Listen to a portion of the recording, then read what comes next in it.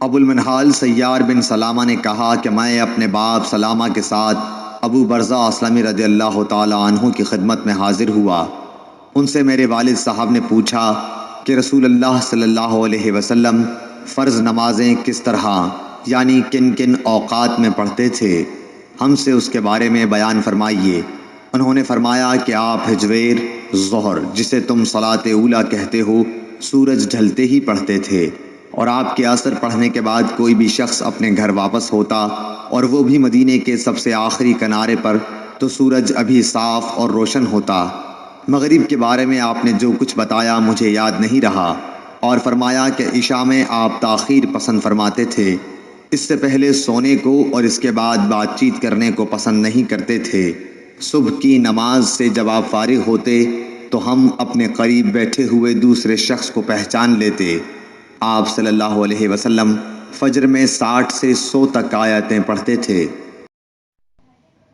عبداللہ بن صباح نے بیان کیا، کہا ہم سے ابو علی عبید اللہ حنفی نے، کہا ہم سے قراہ بن خالد سدوسی نے، انہوں نے کہا کہ ایک دن حضرت حسن بصری رضی اللہ تعالی عنہ نے بڑی دیر کی اور ہم آپ کا انتظار کرتے رہے۔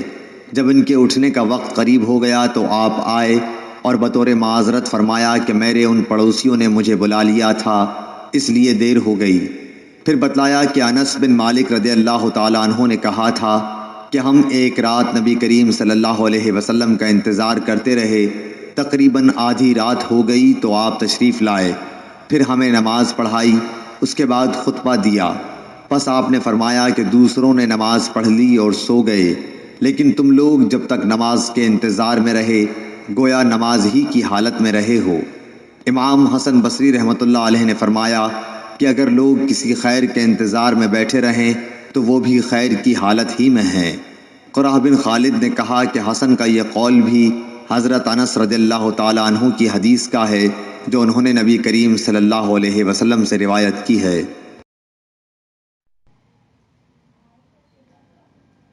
سالم بن عبداللہ بن عمر رضی اللہ تعالی عنہ اور ابو بکر بن ابی حثمہ نے حدیث بیان کی کہ عبداللہ بن عمر رضی اللہ تعالی عنہ نے فرمایا کہ نبی کریم صلی اللہ علیہ وسلم نے عشاء کی نماز پڑھی اپنی زندگی کے آخری زمانے میں۔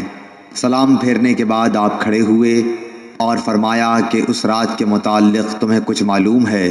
آج سلام پھیرنے کے بعد آپ کھڑے ہوئے اور فرمایا کہ اس رات کے متعلق تمہیں کچھ معلوم ہے؟ آج اس روئے زمین پر جتنے انسان زندہ ہیں 100 سال بعد ان میں سے کوئی بھی باقی نہیں رہے گا۔ لوگوں نے حضور صلی اللہ علیہ وسلم کا کلام سمجھنے میں غلطی کی اور مختلف باتیں کرنے لگے۔ ابو مسعود رضی اللہ تعالی عنہ نے یہ سمجھا کہ 100 برس بعد قیامت آئے گی، حالانکہ آپ کا مقصد صرف یہ تھا کہ جو لوگ آج اس گفتگو کے وقت زمین پر بستے ہیں ان میں سے کوئی بھی آج سے 1 صدی بعد باقی نہیں رہے گا۔